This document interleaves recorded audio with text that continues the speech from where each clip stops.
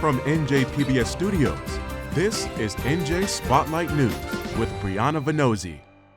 Hello and thanks for joining us tonight. I'm Joanna Gagas in for Brianna Venozzi.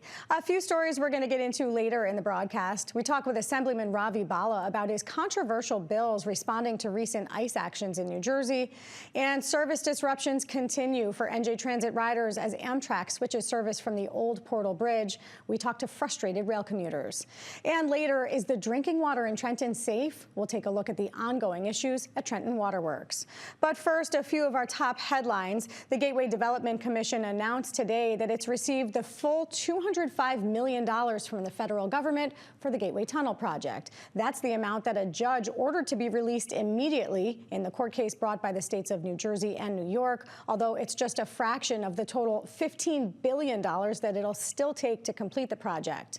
The Gateway Development Commission said in a statement that it's now working with contractors to get the project restarted as quickly as possible and that it's expected to resume next week. Workers have been laid off for more than a week after the funding ran out on February 6th. But this $205 million payment doesn't mean that all is well for the project. President Trump has continued to criticize it this week, saying it, quote, requires proper planning to avoid insurmountable cost overruns. And U.S. Transportation Secretary Sean Duffy is expected to file an appeal of the court ruling soon. Now, Governor Sherrill has pointed out that halting the project has only added to the overall costs, which she says were on time and on budget before the work stoppage. The Diocese of Camden has reached a $180 million settlement agreement with a group of sexual abuse survivors who suffered at the hands of clergy. The survivors are all now adults, many who came forward after New Jersey passed a law extending the time that they could file a claim of abuse against the church.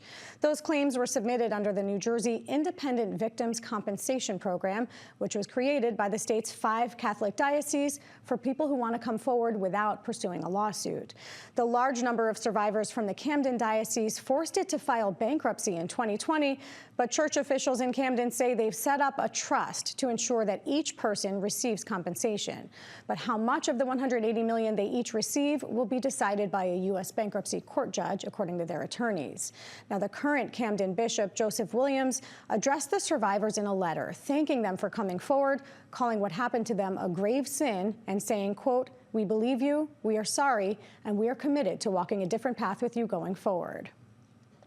The landmark corruption case brought by the Murphy administration against South Jersey Democratic power broker George Norcross is over. On Tuesday, the office of the Governor Sherrill's acting attorney general, Jennifer Davenport, said it will not appeal the case to the state Supreme Court. Now, that decision comes after an appeals court upheld the lower court's decision to toss the charges a few weeks ago. The case was first brought in 2024 by former New Jersey Attorney General Matt Platkin, who accused Norcross and 5 co-defendants of running a criminal enterprise to enrich themselves with money from tax incentives meant to benefit the city of Camden, alleging that Norcross used extortion by threatening a local real estate developer to sell property for less than it was worth and then use the property to obtain millions in state tax incentives. But the lower court ruled that Norcross's actions did not amount to extortion or criminal coercion. Davenport's office explained why it wouldn't pursue the case, saying that its, quote, resources would be best spent on other matters. Norcross is now expected to file suit against Platkin, alleging malicious prosecution, and he's pushing for an investigation into the state's case against him, according to his spokesperson. Coming up, we talk with Assemblyman Ravi Bala about a package of bills he's proposing that he says strengthen the state against ICE actions. But will the legislature agree? That's next. Funding for NJ Spotlight News provided by the members of the New Jersey Education Association, making public schools great for every child, and RWJ Barnabas Health. Let's be healthy together. Many lawmakers here in New Jersey have expressed concern over the way that immigration enforcement officials have carried out their duties. In response, 1 week ago, Governor Sherrill signed 2 executive orders meant to rein in ICE operations in the state. One of them bars any operations on state property without a judicial warrant, which ICE officials have called legally illiterate in a statement in response. But some members of the legislature are now taking steps to codify that order into law, and newly elected Assemblyman Ravi Bala, who's the former mayor of Hoboken, has recently introduced 3 new bills that he says will strengthen New Jersey's protections against ICE. He joins us now to talk about them as part of our Under the Dome series. Assemblyman, so great to have you with us. Thanks for taking a minute. Sure. Thanks for having me. Now, some of the recent ICE enforcement that we've seen has impacted residents of Hoboken, where you were formerly mayor. You've introduced this package of bills. I want to start with the first one that would tax private detention profiteers, as you word it. Help us understand what you're proposing there. Sure. What we are seeing nationwide, not just in New Jersey, in places like Roxbury and other locations, is an effort to inject large investments into mass incarceration of largely Latino communities. We've seen this before in the history of the United States, where African Americans were subjected to mass incarceration. You were seeing another iteration of that in this current moment, where the federal government is trying to engage in mass incarceration of immigrant communities across the country through the creation of these detention centers. So we're trying to do everything we can to resist that type of inhumanity and that type of injustice, and making sure that if you go ahead and do that, then we are going to impose a tax on any gross receipts, and we're going to reinvest that money into what's called an immigration protection fund that would appropriate those dollars directly into funding immigration services. Let me ask you this question, devil's advocate. Someone might say, look, this is New Jersey simply taking the opportunity to profit itself off of where, all of this money is being spent federally and these investments being made into these detention facilities. What do you say to that? I say we should not profit from inhumanity. We shouldn't profit from conduct that directly contravenes our beliefs and values as Americans. What the federal government is doing here is un-American, it's inhumane, it's unconscionable, and it has to stop. And we have to do everything we can by way of the levers of government, whether it's litigation, whether it's legislation, or whether it's ordinary residents taking to the street to say, we will not tolerate what is going on. We will do everything we can to fight back. And we are not in this for profit. We are in this for people.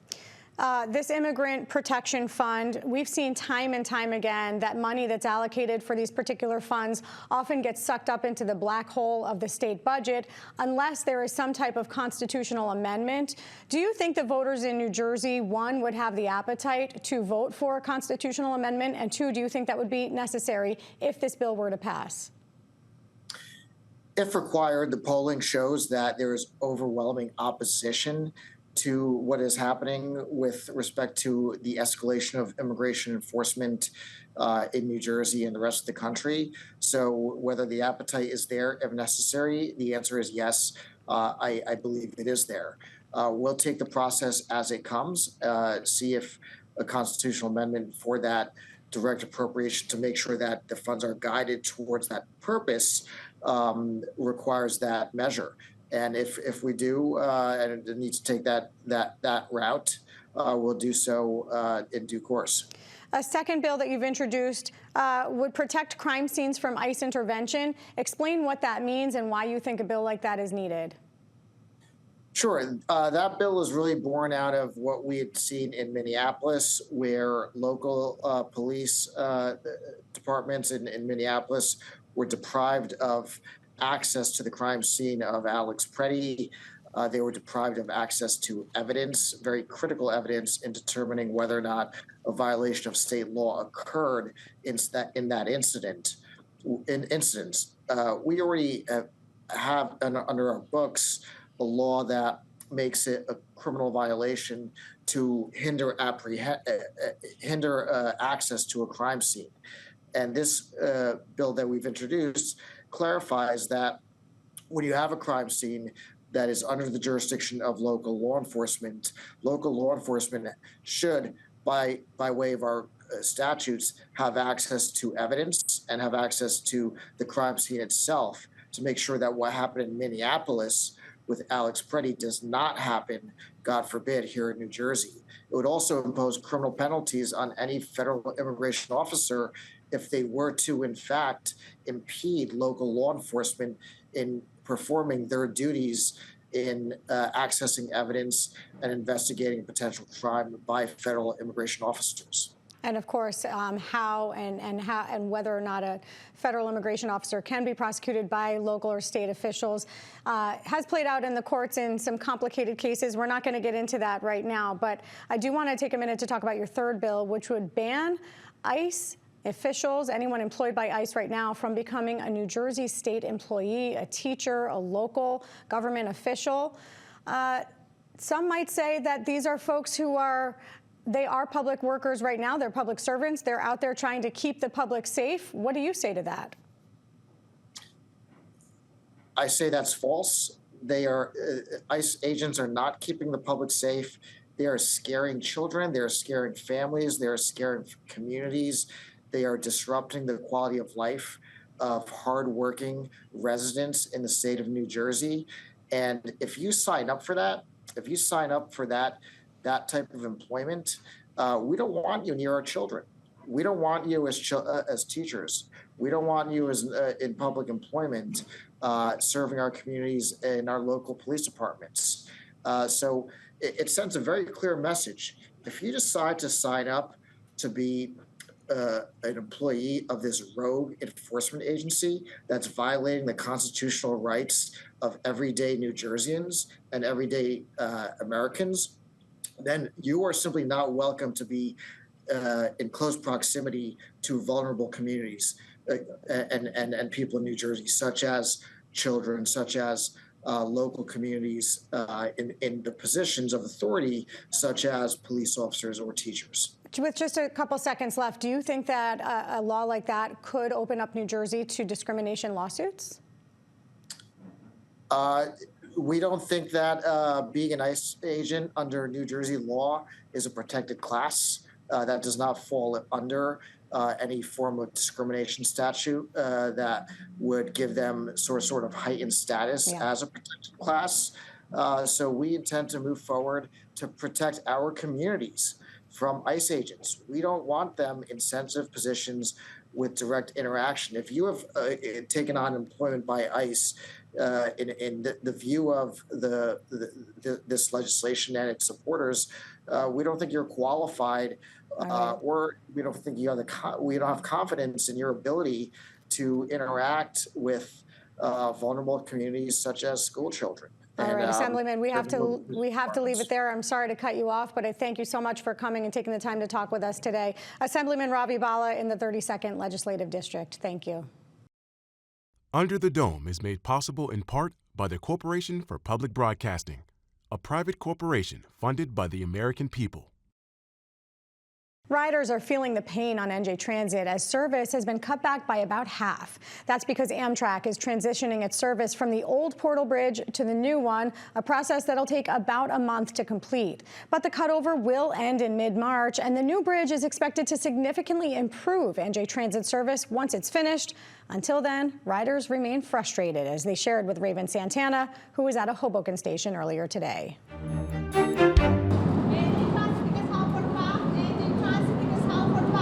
A month of service disruptions is now underway as Amtrak shifts trains from the aging Portal Bridge to the newly built span over the Hackensack River. The roughly 50% service cuts began Sunday with trains limited to a single track between Newark and Secaucus, triggering cancellations, delays, and revised schedules.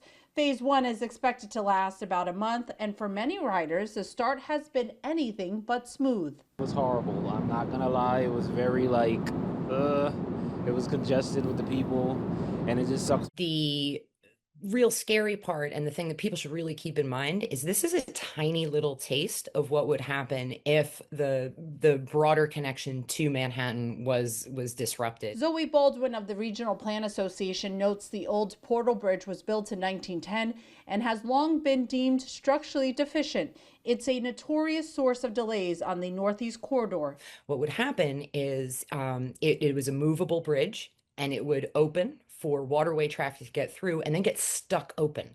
And so literally unpassable for sometimes hours at a time. Some of this infrastructure is so old that it needed actual people to go out and bang it into place, to physically unfreeze the bridge, because these are mechanical moving parts that had kind of frozen. Despite the urgent need, securing federal funding took years after the first Trump administration refused to fund the larger Gateway project over political disagreements with the states, much like the current lawsuits over the Hudson River rail tunnels. With the Gateway project, we've been talking mostly about the tunnels recently because that's what's under construction. But major components of that project include Penn Station renovation and expansion, as well as Portal North Bridge, which is what we're dealing with right now. To ease the disruption, NJ Transit is cross-honoring tickets on PATH, New York Waterway ferries, and select bus routes, but officials urge riders to allow extra travel time, expect crowding, and work from home if you can. 20 people are holding signs and assisting customers. We target obviously all the upcoming incoming trains, so to ensure that there's a fluid flow of customers going through the main options they have. We direct customers to the alternative options, the ferry, the PATH, and our bus 126, and we assist them as soon as they have questions, interrogation. We help them to get to their final destination. New Jersey Transit already has a lot of delays, and for this to now cause even more delays and just make the workday, the commute into the city so much harder. I work 5 days a week into the city, so imagine doing this 5 days a week. It's just a lot. To get here was pretty easy, but we'll see on our way back. It might be, especially with the new bridge construction, it'll probably be pretty bad.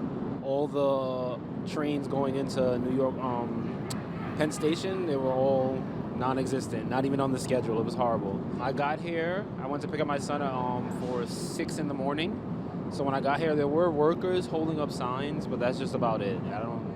I don't think like it really made any sense because it was still too much. And while it may be a few rough weeks for riders, NJ Transit promises decades of more reliable service.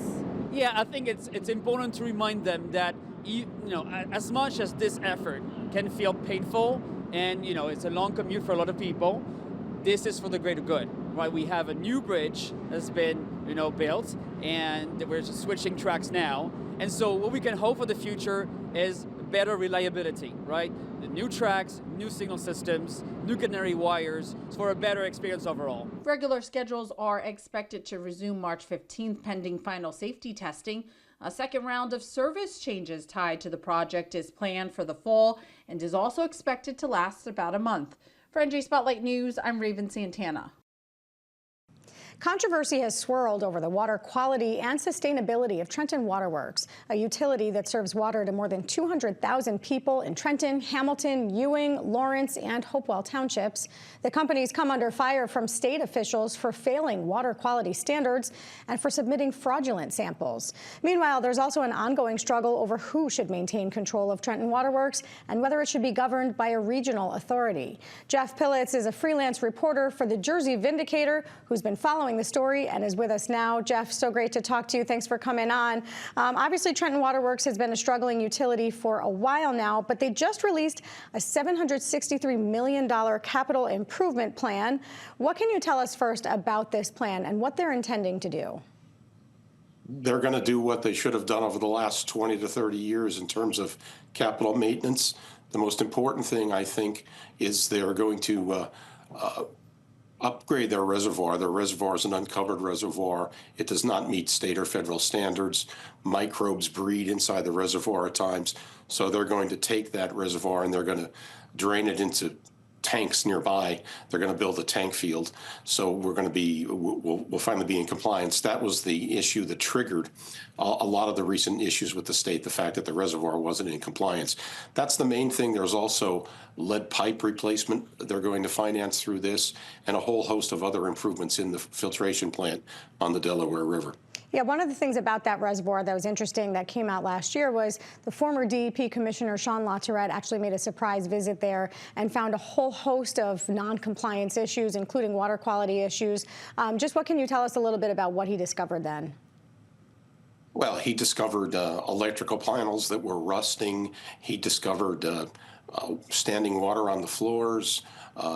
He discovered other areas that were tanks that were rusting out, machines that weren't working. his surprise inspection very much angered Trenton Water, but they've responded and they've actually painted some of these areas. They've improved some of that area. It's still a long way to go, but he certainly got their attention with that. A new report, though, Jeff, shows that at least a dozen people in Hamilton have died from Legionnaire's disease connected to the water that comes from Trenton Water Works. Have they made enough repairs to make that no longer a safety concern, or is that ongoing still? Uncertain. The Legionella outbreak is continuing in Hamilton and in the surrounding area. Legionella primarily affects people in the warmer weather, but it is still occurring, and that outbreak is still going on according to local health officials. It's very hard to tie specifically to a water utility, but some cases officials believe are tied to Trenton Water because it was coming in the cold water side of their treated water. So that's very much still an issue. And this is one thing that the state really wants to try to fix through its dealings with Trenton Water.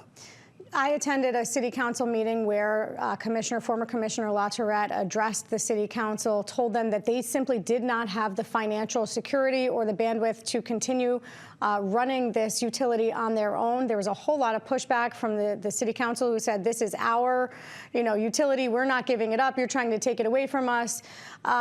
How then do they go from what the commissioner painted as a very unstable financial future and existence to laying out $763 million in investments? Where does this come from?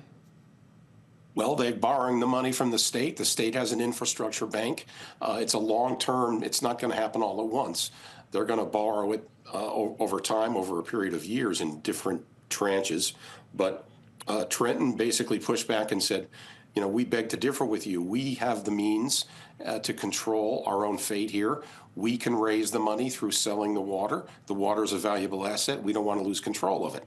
So they're claiming that they do not need regional control of it. But the state has concluded, and multiple experts have concluded, that they've just had enough chances that they need to get the expertise that a regional authority and the financial stability that a regional authority could provide.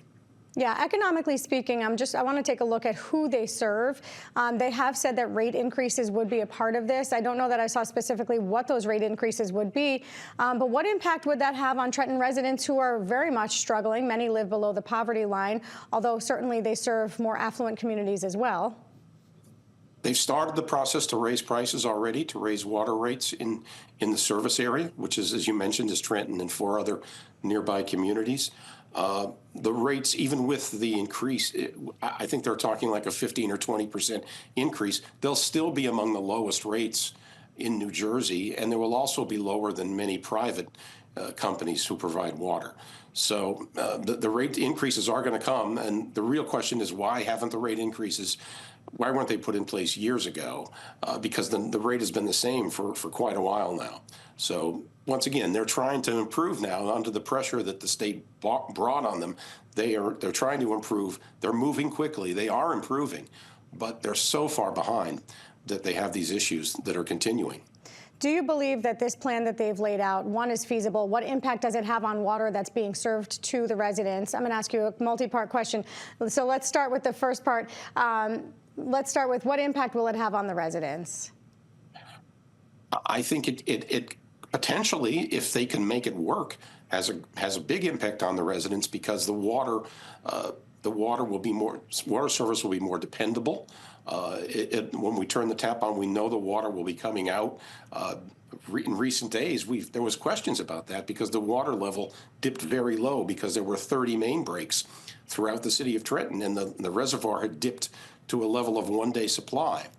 So if they do these fixes, it will have a tremendous impact. And I think that the city of Trenton is willing, the residents, despite their economic hardships that you mentioned, they're willing to pay the extra for the water service because of course, it's so important. And with just a little bit of time that we have left, do you think that Trenton has made the case for why they should maintain control of their utility?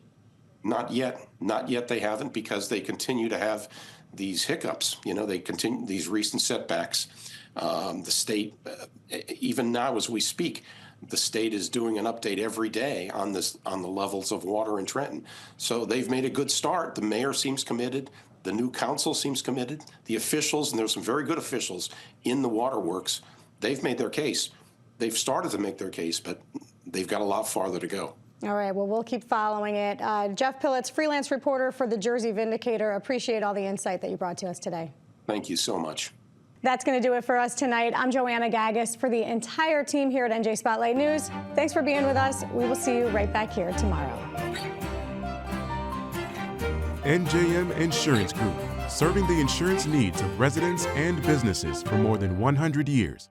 NJM Insurance Group has been serving New Jersey businesses for over a century. As part of the Garden State, we help companies keep their vehicles on the road, employees on the job, and projects on track. Working to protect employees from illness and injury, to keep goods and services moving across the state. We're proud to be part of New Jersey. NJM, we've got New Jersey covered. Have some water. Look at these kids. How are you? What do you see? I see myself. I became an ESL teacher to give my students what I wanted when I came to this country. The opportunity to learn, to dream, to achieve, a chance to belong and to be an American. My name is Julia Toriani Crompton, and I'm proud to be an NJEA member.